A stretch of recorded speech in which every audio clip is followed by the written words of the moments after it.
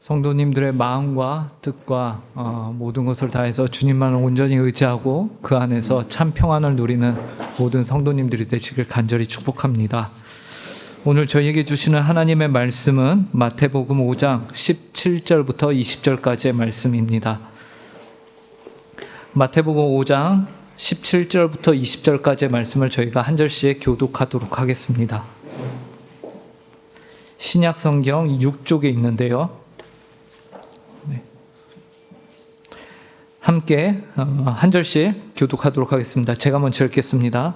내가 율법이나 선지자를 폐하러 온 줄로 생각하지 말라. 폐하러 온 것이 아니요 완전하게 하려 함이라. 진실로 너희에게 이르노니 천지가 없어지기 전에는 율법의 1.1획도 결코 없어지지 아니하고 다 이루리라.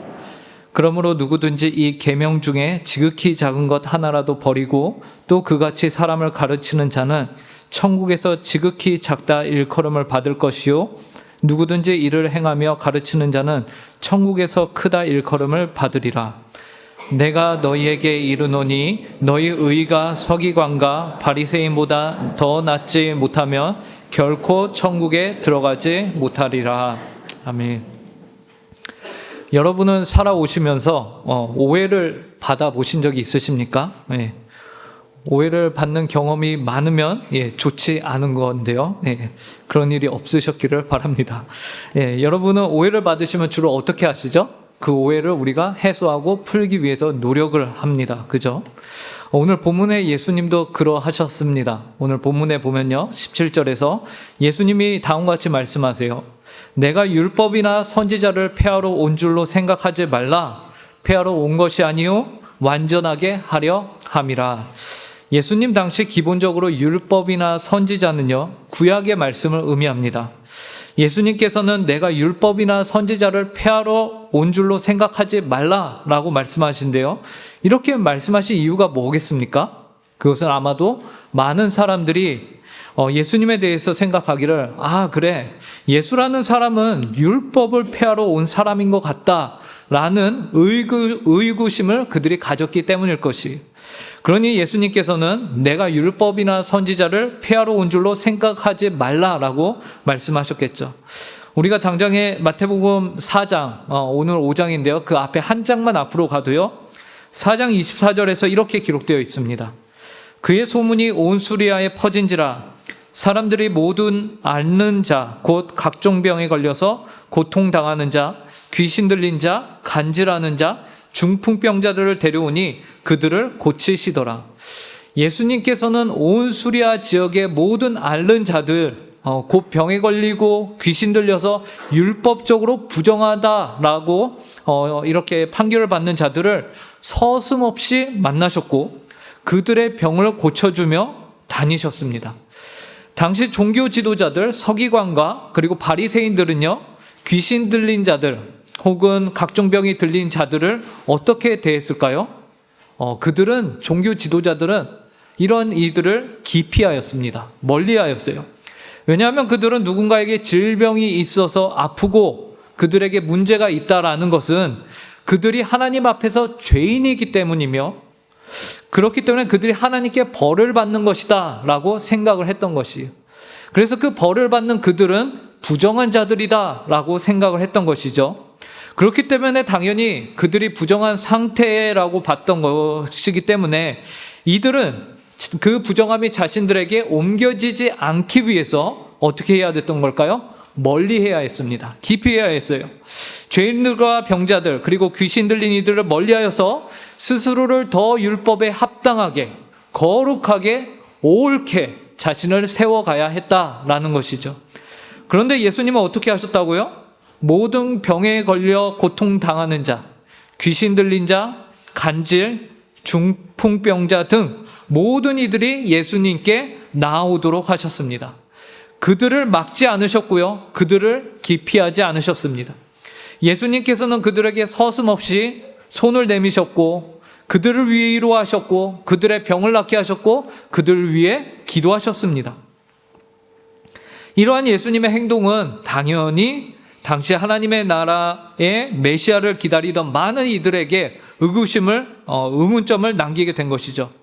저 예수라는 사람은 그가 만나는 이들의 부정함으로 인해 아마도 똑같이 부정한 자가 되었을 것이다. 저 예수라는 랍비는 아마도 우리처럼 거룩하지 못할 것이다 라는 생각을 가졌을 것입니다. 그러면서 자연스럽게 퍼진 소문이 무엇일까요? 예수는 율법이나 선지자를 폐하는 자다라는 것이었습니다. 전혀 거룩하려고 노력하고 있지 않아 보였기 때문이죠. 그래서요, 세례 요한도 자신의 제자들을 예수님에게 보내서 과연 예수님이 우리가 기다리던 그 메시아가 맞습니까? 라고 물었던 거예요. 누가복음 7장에 보면요, 이렇게 말합니다.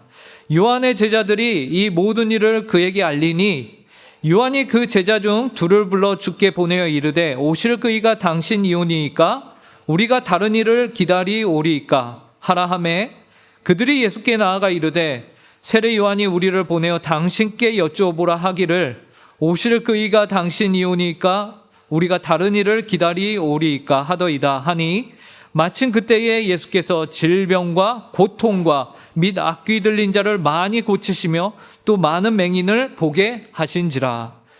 세례 요한이 제자들을 보내서 확인하고 있는 것이 무엇입니까? 오실 그의 메시아가 당신입니까? 아니면 우리가 다른 사람을 기다려야 합니까? 라는 거죠. 세례 요한은 누가복음 1장에서요, 그의 어머니 엘리사벳의 태중에 있을 때 아직 나기도 전에 그는 그 태중에서부터 메시아 예수 그리스도를 만남으로 인해서 그 안에서 기쁨으로 뛰놀던 인물이었어요. 그런 세례 요한조차도 예수님의 행동에 대해서 어떤 생각을 가지고 있던 겁니까? 과연 이 자가 메시아가 맞는가라는, 과연 이분이 이렇게 행동하시는 것이 옳은가? 이렇게 율법과 선지자들의 가르침과 구약 규례를 마치 폐하는 것처럼 행동을 하는 것이 옳으신가라는 생각을 가졌던 거죠. 이런 전반적인 분위기 속에서 예수님께서는 오늘 본문 17절과 같이 예수님 자신의 행동과 정체성에 대해서 오해를 풀고 변호하고자 하신 것입니다. 당신들이 가진 생각은 오해입니다. 나는 율법이나 선지자들을 폐하러 온 것이 아닙니다 라고요. 그런데 여기에서 더 놀라운 것이 한 가지 있죠. 그것은 바로 예수님께서 단지 율법이나 선지자들을 폐하지 않는 것이 아니라 그것을 오히려 완전하게 하기 위해서 오셨다라고 말씀한다라는 사실입니다. 그러면서 18절에 뭐라고 합니까?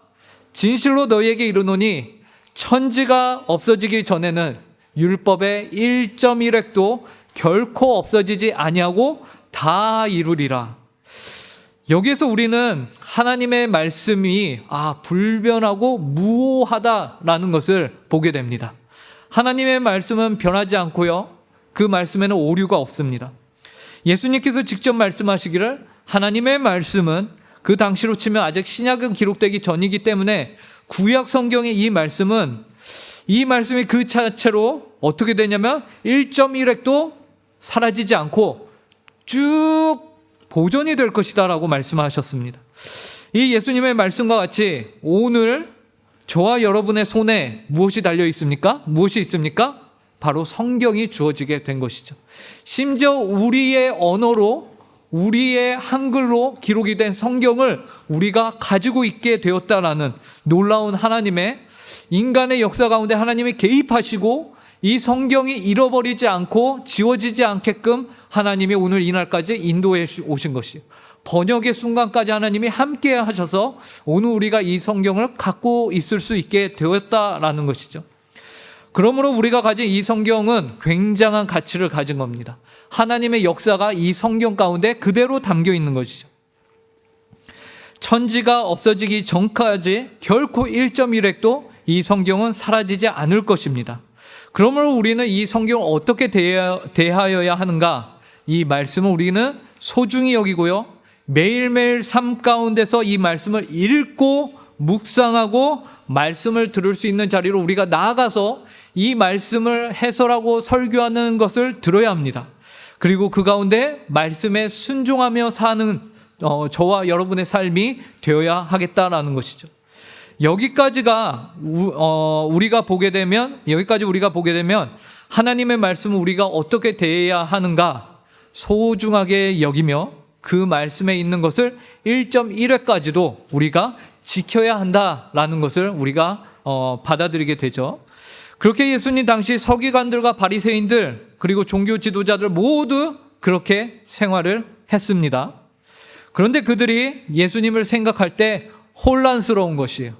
성경은 그렇게 소중하고 말씀은 그렇게 중요한데 예수님을 보면 헷갈리는 거예요. 뭐가 헷갈리죠?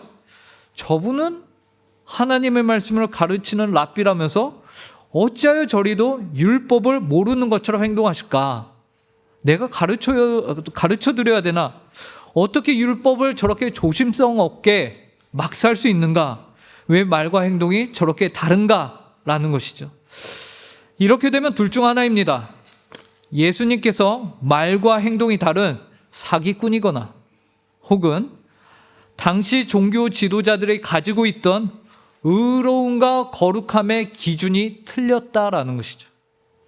그런데 오늘 성경은 우리에게 누가 옳다고 말씀할까요? 너무 답정너의 질문을 제가 던졌죠. 누가 옳습니까? 예수님이 옳겠죠. 제가 목사 아닙니까? 당연히 예수님이 옳았다라고 말하겠죠. 당연히 예수님이 옳고 당시 유대 종교 지도자들이 가지고 있던 하나님의 의를 세우는 그 방식, 그 기준은요, 실로 그들만의 오해로 인한 잘못된 기준이었다라는 것을 오늘 성경이 우리에게 말씀해주고 계십니다. 그래서 예수님 본인이 말씀하시기를 나를 너희들의 기준에 맞춰서 율법을 폐하러 온 자로 생각하지 말아라 라고, 나는 율법을 폐하러 온 것이 아니고 이 율법을 내가 완성시키기 위해서 왔다라고 예수님이 오늘 말씀하시는 것입니다. 그러면서 예수님께서는 19절에서 이렇게 말씀하십니다. 이 말씀 저희가 함께 읽어보도록 하겠습니다. 그러므로 함께 읽습니다. 시작. 그러므로 누구든지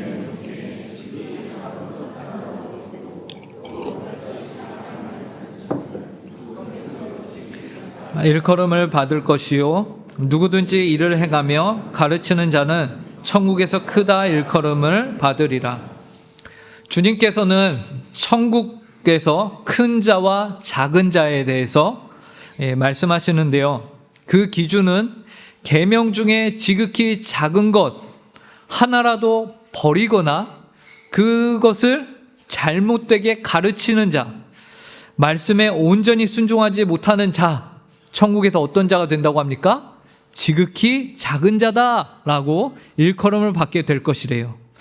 반대로 하나님의 말씀에 대하여서요, 온전히 순종하고 그것을 가르치는 자에 대해서는 와 크다, 너는 큰 자다라는 일컬음을 받을 것이다 라고 말씀하시죠. 그러므로 이 말씀에서 많은 사람들은 그래, 우리는 하나님의 말씀을 1.1획도 버리지 말고 다 지켜 행해야겠구나 라는 바람직한 태도를 취하게 됩니다. 그런데 이 말씀에서 우리가 알 수 있는 천국의 비밀 한 가지가 더 있습니다. 혹시 여러분들 그것을 이렇게 눈치채셨습니까? 천국의 비밀 뭐였을까요? 19절에 나와 있는 그것은 계명을 잘 못 지켜서 지극히 작은 자로 일컬음을 받은 자나 혹은 계명을 다 지켜서 와 크다라고 일컬음을 받은 자나 결국에 둘 다 모두 어디에 있게 됩니까? 천국에 있게 됩니다. 결국에는 둘 다 천국에 있게 된다라는 거예요. 말씀을 잘 지키니나 잘못 지키니나 모두 천국에 있게 된다는 거, 여러분 이게 말이 됩니까? 형평성이 어긋나는 거 아닙니까? 오늘 우리가 읽은 본문의 성경이 그런데 이것을 말씀하고 있다라는 것이죠. 제가 대학원 다닐 때 일입니다.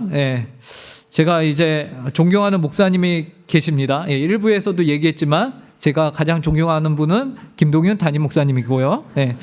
그리고 이제 남포교회의 원로 목사님이신 박영선 목사님을 제가 좋아합니다. 그분은 아마 성도님들도 잘 아실 텐데요. 이제 제가 대학원을 다닐 때에 저희 교수님이셨어요. 그래서 3년 동안 제가 그분의 수업을 다 들었습니다. 근데 그분 수업에 독특한 점이 하나 있습니다. 그것은 제가 이미 몇몇 분들에게도 이야기를 나누었는데 그분은 학기마다 과제를 내주시죠. 그리고 과제를 뭐 책을 읽고 와라 아니면 수업 때 어떤 것을 요약 정리해서 내라. 그리고 꼭 마지막에는 너가 받고 싶은 점수를 적어내라 라고 말씀하세요. 그래서 그거를 딱 적어내잖아요. 그러면 실제로 그 점수를 주십니다. 정말 독특하죠. 그런데 어느 날 한 학생이 자신은 공부를 잘하지만 그래도 겸손하고 눈치가 있기 때문에 A가 아니라 자신은 그래도 좀 뭔가 꺼림직하잖아요. 그래서 B를 적어냈습니다. 근데 공부도 못하고 수업도 지질이 안 듣던 눈치까지 없는 한 학생이 A를 적어냈어요. 그리고 실제 성적이 나왔는데 공부 못하고 눈치 없는 학생은 A를 받고 공부도 잘하고 눈치 있고 겸손하기까지 한 학생은 뭐를 받았을까요? 예, B를 받았습니다. 근데 B를 받은 학생이 이게 용납이 안 되는 거예요. 그래서 교수님을 찾아가서 따졌습니다. 교수님, 교수님의 성적평가 기준에 문제가 좀 있는 것 같습니다. 제 생각에는 제가 아무개 학생보다는 성적이 더 좋아야 할 것 같습니다. 각 학생의 실력에 맞게 성적을 주셔야 할 것 같습니다. 라고 교수님에게 따지듯이 얘기를 했죠. 교수님이 뭐라고 하셨을까요? 교수님께서는 실력대로 성적을 매기면 어차피 니들은 다 F야 라고 하셨습니다. 네.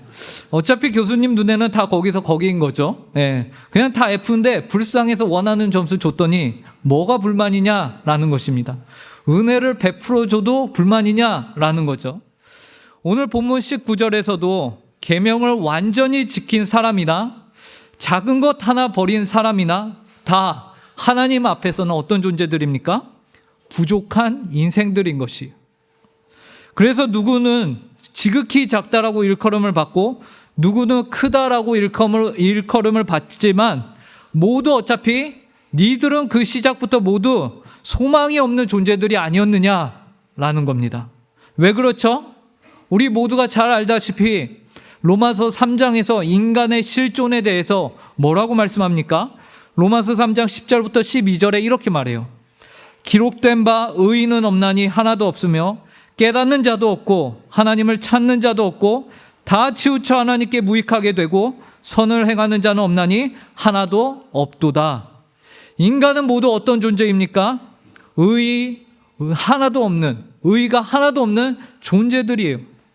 어쩌다가 인간의 실존이 이렇게 되었습니까? 죄죠. 죄를 지었기 때문이에요. 그리고 그 죄를 지은 이 인간에게 주어진 하나님의 법칙이 있습니다. 그 법칙은 무엇이냐면 인간이 살면서 한 번이라도 실수로 죄를 범하면은 그것은 나머지 죄를 짓지 않은 모든 그 법까지도 너가 죄를 범한 것으로 여겨진다라는 것이 야고보서 2장 10절 말씀입니다. 누구든지 온 율법을 지키다가 그 하나를 범하면 모두 범한 자가 되나니. 하나님의 이 말씀을 따라 모든 사람은 죄인일 수밖에 없습니다. 인류 역사상 그 누구도 율법 하나 빼먹지 않고 다 지킨 사람은 없기 때문입니다. 아니 목사님, 그래도 혹여나 목사님이 모르고 아직 인류에 밝혀지지 않았으나 혹시 누군가 한 사람쯤은 있지 않았을까요? 라고 100번 양보해서 제가 그렇다 쳐도 중요한 건 무엇입니까? 그게 바로 여러분은 아니라는 거죠. 네. 저 자신도 아니고요. 네. 그 누구보다도 저와 여러분은 스스로 잘 알고 있습니다. 그렇죠? 결국 우리 모두는 온 율법을 범한 자들인 거예요. 그런데 감사한 것은 무엇입니까? 본문 19절에서 무엇을 말씀하죠? 이러한 우리의 행위와 우리가 천국에 들어가는 것은 별개라고 말씀하고 있다라는 겁니다. 좀 무섭게 들릴 수 있겠지만 혹은 좀 이해가 안 되지만 형평성이 어긋나는 것 같고 가끔은 열받게 들리지만 율법을 많이 지킨 사람도 혹은 적게 지킨 사람도 천국에 있을 것을 오늘 예수님이 우리에게 말씀해 주고 계십니다. 우리의 행위가요, 천국에서 우리가 받게 되는 하나님의 칭찬, 하나님의 상급, 너는 큰 자다, 너는 작은 자다라는 그 하나님의 상급과는 연관이 있지만 그것이 우리가 궁극적으로 하늘나라에 들어가는 어떤 원인이나 아니면 조건이 될 수는 없다라는 것입니다. 우리가 천국에 들어가는 것에 영향을 미치지 않는다라는 것을 오늘 본문이 말하고 있습니다. 성도님들, 이게 은혜라는 것을 믿으시기 바랍니다. 우리 안에 이런 은혜가 마음에 안 드는 사람들이 가끔 등장을 하죠. 특히 더 열심히 순종하고 잘 살았던 사람들에게 이 기준은 마음에 들지 않습니다. 나는 겸손하고 눈치가 있어서 B를 적어냈는데 눈치 없는 것이 A를 받아가는 것. 그것이 마음에 안 드는, 그래서 열받는 사람들이 이 세상에 있습니다. 우리 교회 안에도 있어요. 오늘 성경에서 나오는 서기관과 바리새인들이 그러했습니다.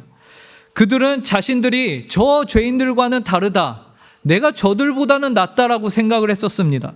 그러나 그들의 열심은 죄인들, 병자들, 귀신 들린 자들과 자신은 철저히 다르다라는 생각을 갖고 있었지만, 그러나 성경은 너희 둘 다 천국에 있을 것이다 라고 말씀한다라는 것이죠.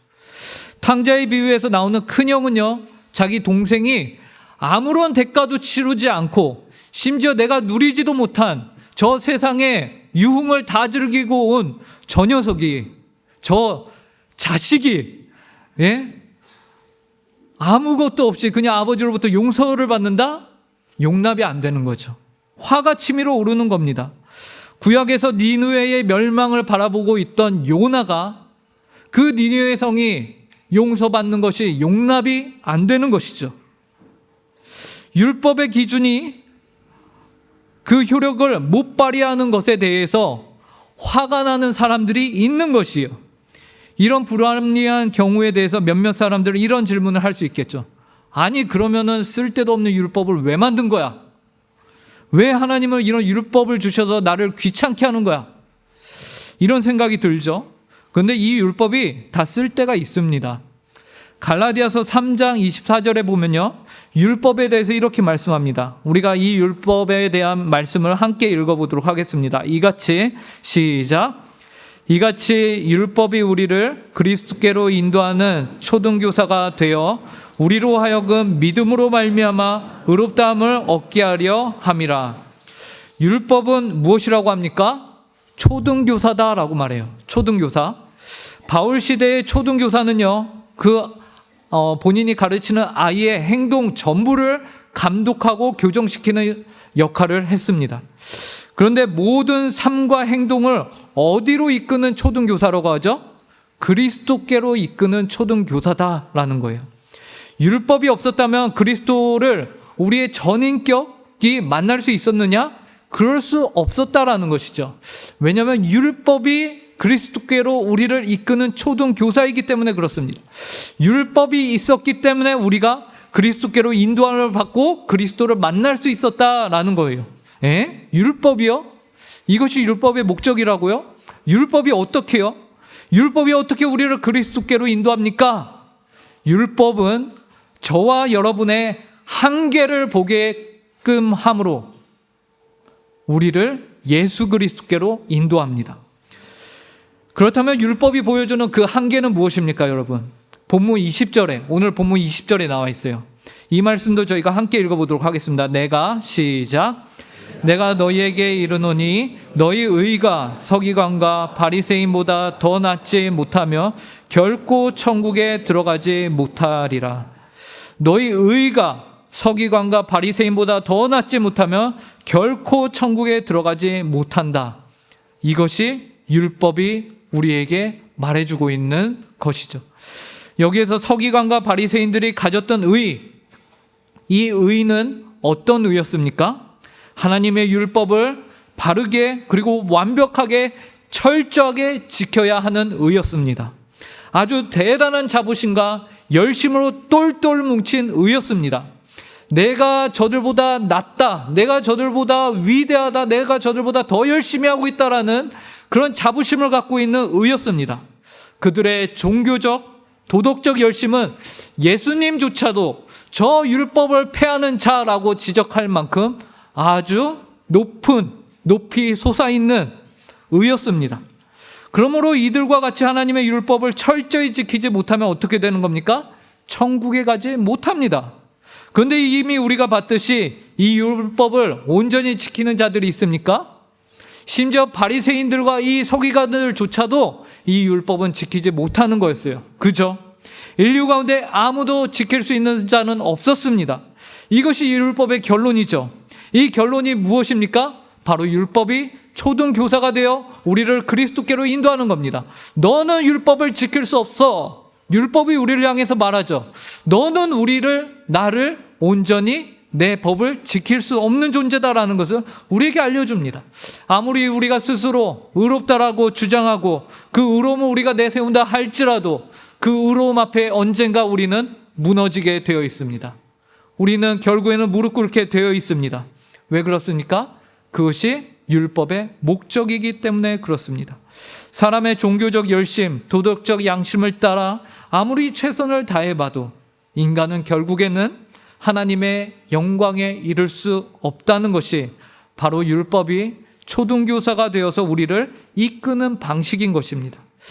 율법으로는 하나님의 의를 이룰 수 없습니다. 왜냐하면 인류는 이미 죄 가운데 태어났고 죄를 지으며 살아가고 죄 가운데 죽을 것이기 때문에 그렇습니다. 그런데 성경은 이 일에 있어서 단 한 사람을 제외시키고 있죠.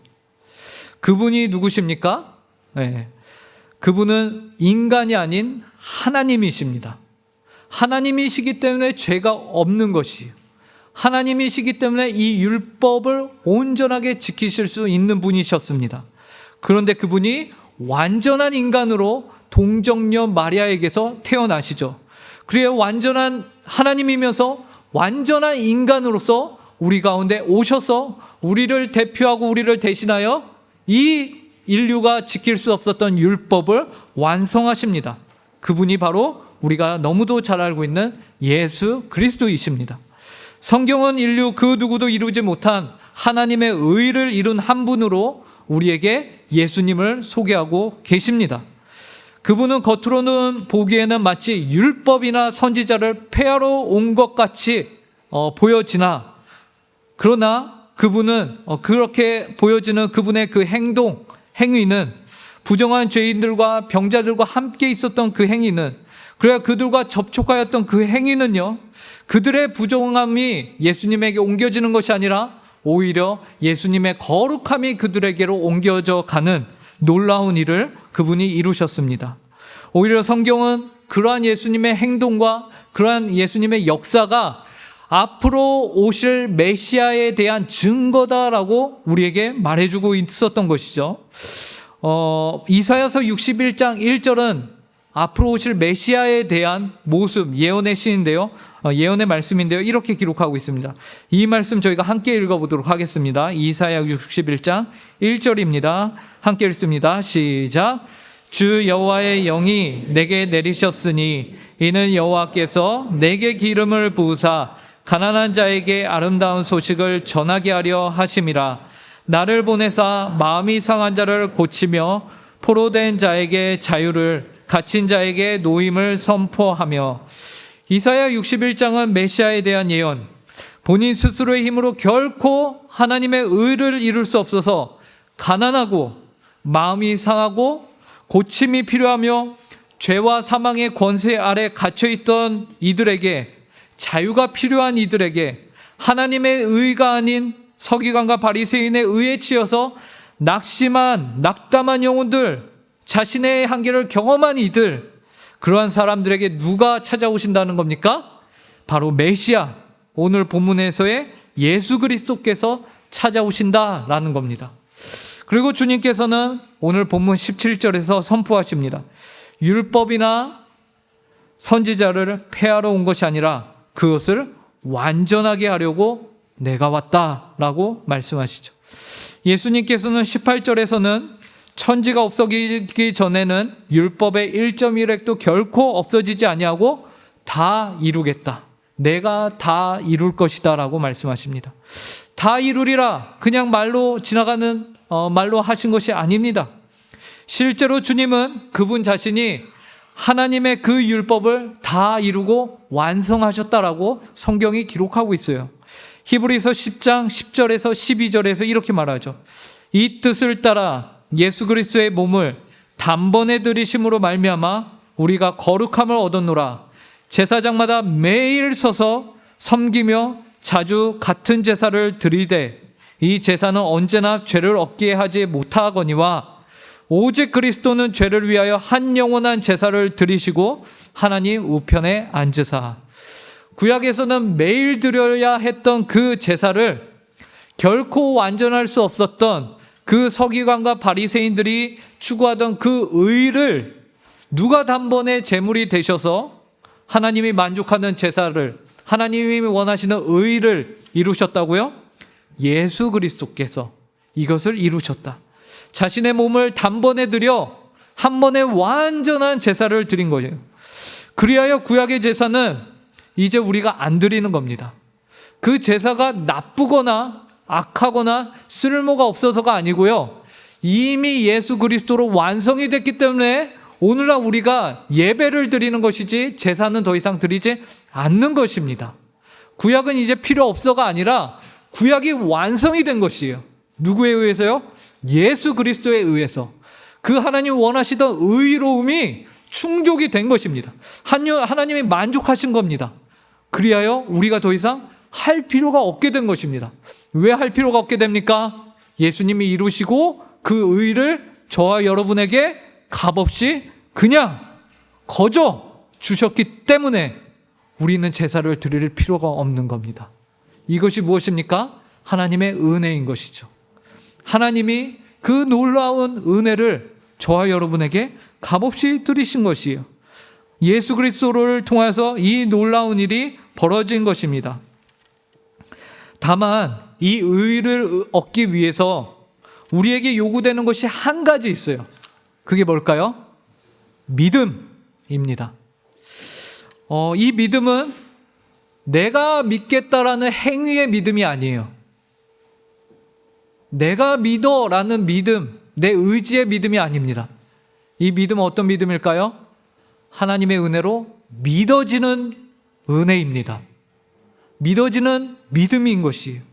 행위가 아닌 은혜로 믿어지는 것, 저와 여러분에게 오늘 이 시간에 필요한 것은 바로 이 믿음입니다. 로마서 3장 31절 말씀을 저희가 함께 읽어보도록 하겠습니다. 그런즉 함께 읽습니다. 시작. 그런즉 우리가 믿음으로 말미암아 율법을 파괴하느냐? 그럴 수 없느니라. 도리어 율법을 굳게 세우느니라. 우리가 믿음으로 말미암아 무엇이 이루어집니까? 율법이 완성이 됩니다. 예수 그리스도가 이루신 그 율법의 공의가 우리 가운데 믿음으로 말미암아 거저 주어짐으로써 우리에게 어떤 은혜가 벌어지냐? 율법이 굳게 세워지는 은혜가 주어지는 것이죠.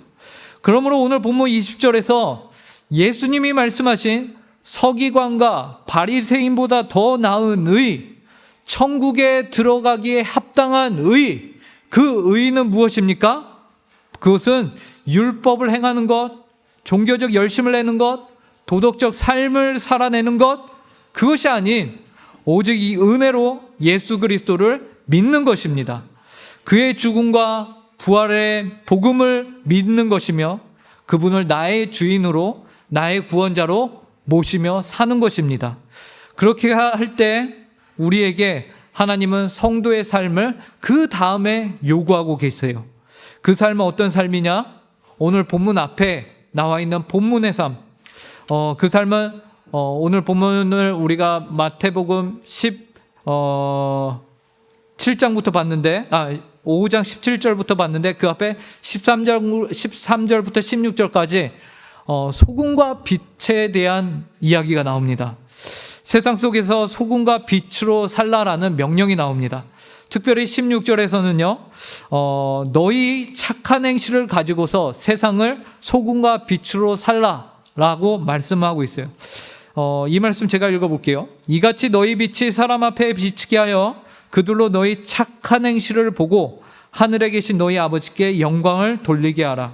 우리의 선한 행실이, 착한 행실이 우리를 천국에 들어가게 하는 역할은 아닙니다.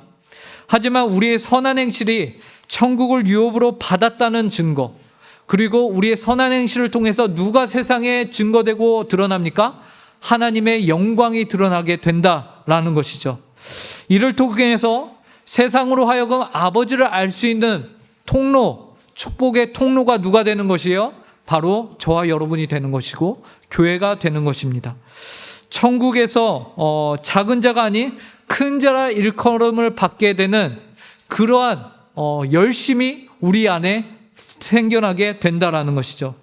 뭔가 천국에서 하늘 아버지께 칭찬을 받고 싶은 그러한 마음이 우리 가운데 이렇게 안에서부터 올라오게 된다라는 것입니다.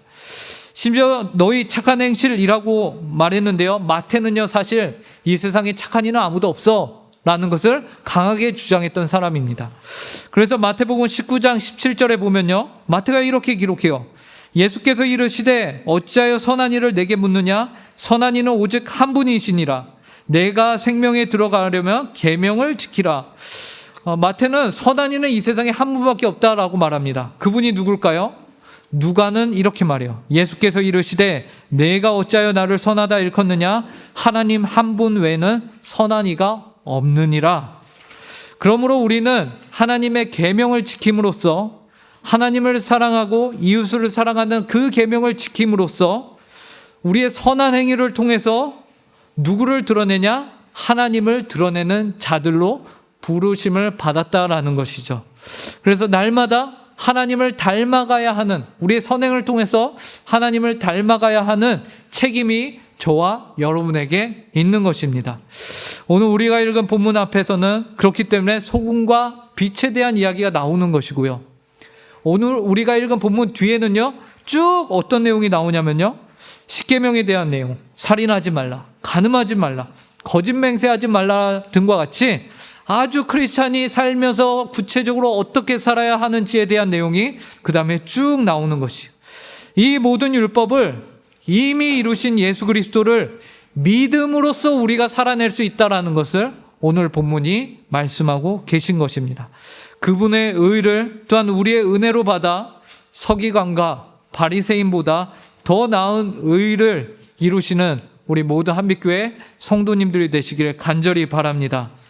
율법은 우리 모두가 지켜야 하는 하나님의 법입니다. 그런데 그 중에 하나라도 어기는 날에는 그 한 번의 실수가요, 전체 율법을 범하는 것과 같다라고 말씀하셨습니다. 그래서 우리는 이제 서기관과 바리새인들이 추구하던 그 의로움의 방식으로는 결코 의를 이룰 수 없습니다. 이 말은 무엇을 뜻하냐면 우리는 스스로의 힘으로는 천국에 들어갈 수 없다라는 것을 말합니다. 그런데 저와 여러분을 위해서 오늘 예수님께서는 그 율법을 폐하지 않으시고 완전하게 하셨다라고 말씀하고 계신 것이, 이 율법을 1.1획도 없애지 않으시고 율법이 요구하는 의를 다 이루셨다라고 말씀하십니다. 예수님이 이루신 하나님의 의로 말미암아 주님의 택한 백성인 저와 여러분은 모두 은혜로 결국에는 천국에 있게 될 것입니다. 물론 우리가 이 땅에서 어떻게 사느냐에 따라서 천국에서 작은 자, 천국에서 큰 자가 나눠지게 될 것이요. 그러나 그 천국에 들어간다라는 사실 자체로 그것은 우리에게 어떠한 시기나 질투를 만들지는 못합니다. 왜냐하면 천국에 들어가는 자체가 너무나도 큰 은혜이기 때문인 것이죠. 그런데 우리가 이 세상을 살면서 우리 안에 거룩한 부담감이 생깁니다. 그것은 무엇일까요? 그래도 내가 하나님께 칭찬받으며 살고 싶다라는 선한 우리 가운데 동기부여가 생겨나게 되는 것이죠.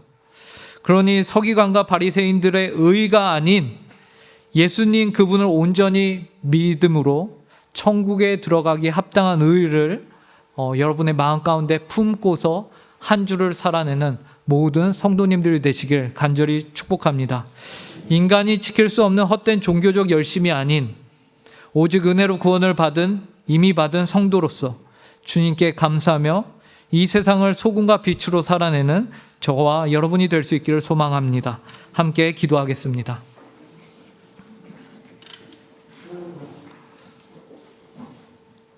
하나님 아버지, 오늘 말씀을 통하여서 예수님께서는 율법을 폐하러 오신 분이 아니라 그것을 완성시키신 분이시며 또한 주님을 믿음으로 말미암아 저희가 율법의 순종에 상관없이 하나님의 나라에 들어갈 수 있는, 하나님 앞에서 용납이 되며 인정이 받는 그 의로움을 저희가 거저 받게 됨을 감사합니다.